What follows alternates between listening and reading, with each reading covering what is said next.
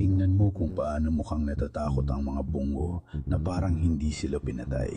Sige mga kaibigan, ako si Haris Sultan. Kahapon, ipinakita ko sa aking video kung paano tinatarget ng AI drone na Amerika at Israel ang IRGC at mga siganang Basij na nagpapatrolya sa kalsada ng Iran. At nagkakaroon ito ng inaasahang epekto. Kung gusto ninyo mapanood ang detalyadong footage ng mga drone na iyon na tinatarget ang mga siganang IRGC, panurin ninyo ito. Ilalagay kong link sa description. Sa kabila ng sinabi ko, may inaasahang epekto ito. Pakinggan ang leaked audio. Babasahin ko ito sa inyo. Mga kaibigan, tungkol sa mga checkpoint na tinatarget, ito ay gawa ng Haran TP drones. Kaya nitong lumipad sa ibabaw ng Tehran ng 16 na oras. Ay grabe. Lumilipad ito ng tig 10 oras papunta at pabalik sa target. Kayang lumipad ng 36 na oras at may dalang 8 misal. Grabe. Ito ang mga Haran drones. Hindi ito yung mga mumurahing homemade na drones, suicide drones. May pilet ang mga misail para magdulot ng pinsala, ngunit mahal ang sistemang ito at ginagamit sa pangongolekta ng signal. Lumilipad ito sa Tehran para maghanap ng bagong target ng fighter jet dahil halos ubos na ang listahan, karamihan patay na. Lumilipad ito sa mga paaralan at himpilan kung saan maraming naka-on na cellphone, kinokolekta ang signal para gawing target. Ngayon, gamit na ang launcher para tamaan ng checkpoint at mangolekta ng signal. Kapag narinig mo na ang tunog nito, kailangan mong patayin ng tuluyan ang mga cellphone at hindi lang ilagay sa flight mode. Lalo na yung mga nagkitipon-tipon sa mga mosque o paaralan. Ibig sabihin, alam ding nagtago sila sa mosque at paaralan. Kaya naglabas ng bagong video si Haring Raza Pahlavi na nagbabala sa mga Iranian na iwasan ng mga gusali ng gobyerno, paaralan at mosque dahil dito nagtatago ang IRGC at mga siganang Basij. Nakumpirma na rin ito. Kung marami kayo sa mosque o paaralan, patayin ang telepono para walang signal. Sa checkpoint, kapag may tunog, patayin ang telepono at umalis agad. Even sa pwesto ang mga harang at sasakyan, at lumipat sa kalapit na kalsada kung kailangan lumaban sa armadong puwersa. O, anong armadong puwersa? Nag-aalala ba sila na baka may sundalong dumating dun sa lupa agad? Kung magkakahiwalay na kayo, kahit magpaputok ang launcher, hindi kayo masasaktan. Tingnan mo, nag-aalala sila sa mga mandirigma.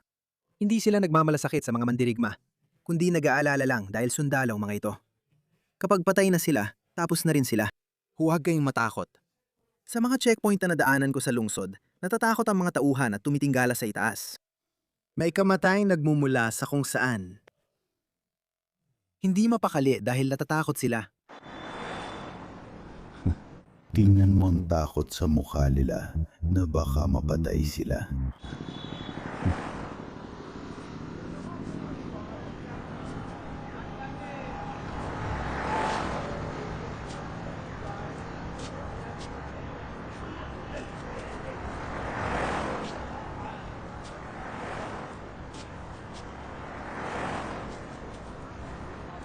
Natakot ang mga tauhan na tumingin sa itaas. Inakala nilang FPV yon.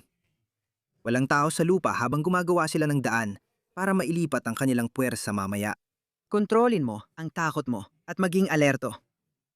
Huwag kang matakot. Wala lang yon. Huwag mag-alala. Magiging ayos ka lang. Sa recording, tinalakay ng kumander ng IRGC ang koordinasyon ng mga unit sa checkpoint at inamin na ang puwersa ng rehim ay nakapwesto sa mga paaralan at mosque. Ipinapakita rin sa audio na ang mga pag-atake sa checkpoint ay labis na nagpahina sa moral ng tauhan. Isang leaked audio ang nagbunyag na labis na kinatatakutan ng IRGC at ng mga napalibot ang puwersa ang drone strike, kaya nagtago sila sa mga mosque at paaralan. Tingnan mo ang propaganda video na ito. Ito ang Islamikong rehimen. Hindi sila nananalo sa lupa, kundi winawasak. Pero nananalo sila sa social media. Bumalik na si Khamenei.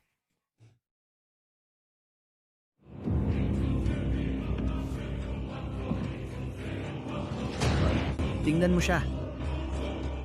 Dumarating na ang mga Amerikanong jet Ay, kailangan pa nilang dalhin ang sanggol. para makakuha ng simpatya.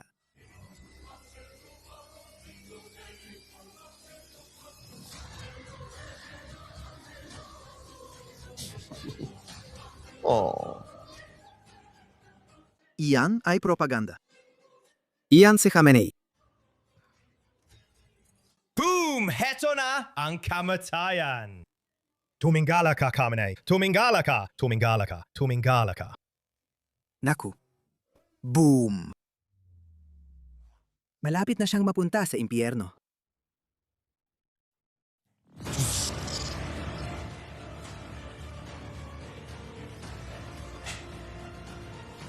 Vinasak. Sinira. Panurin mo, interesante ito.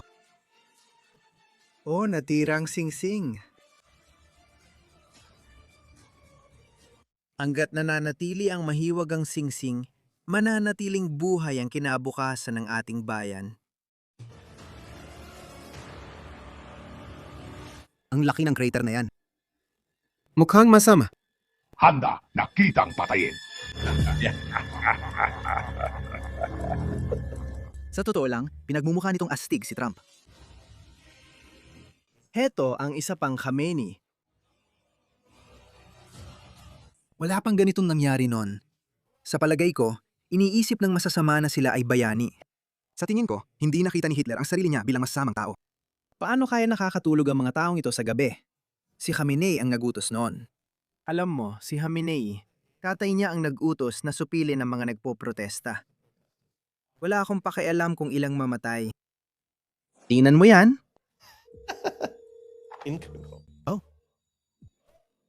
Bumalik na ang Alemanya.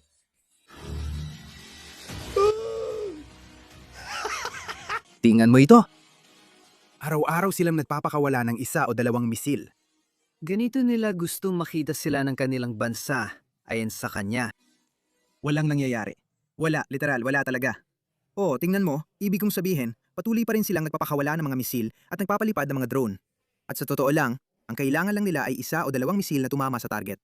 Yun lang ang kailangan nila. Pero gayunpaman, yan ang ipinost ng Iranian media sa kanilang pangunahing channel. Ganyan nila napapanalo ang digmaan. Ay, Diyos ko. Kita nyo, sobrang takot nila pero may deadline pa rin sila. Akala nila kung tatagalan nila ang digmaan hanggang katapusan ng Marso, mapipilitan ng Amerika ng mga kasosyo sa gulpo at ng tumataas na presyo ng langis na tapusin ito. Sa pagkakakilala ko kay Trump, ano sa tingin mo ang gagawin niya kung matapos agad ang digmaan pero di natanggal ang rehimen? Sasabihin niya sa militar, sasabihin niya sa CIA, na sa oras na malaman natin kung nasaan si Mustafa Khamenei dahil lalabas din siya sa lungga niya balang araw.